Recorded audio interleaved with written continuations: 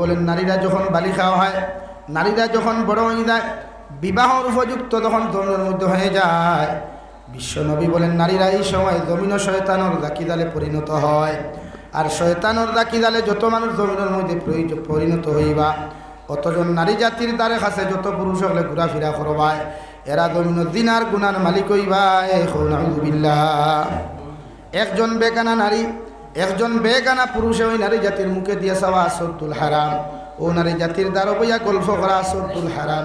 যতজন নারীরে পৃথিবীর পুরুষ হলে বিবাহ করা শরীয়ত সম্মত হালাল, অতজন নারী জাতির মুখে দিয়া মুসলমান পুরুষ হলে তাকানো ইসলামের দৃষ্টিগুণে আসদ্দুল হারাম। হইনাউযুবিল্লাহ। বেঠিন বালি হওয়ার বাদে, এরা বড় হওয়ার বাদে, এরা জাকি জাল হয়, ফাঁস জাল হয়।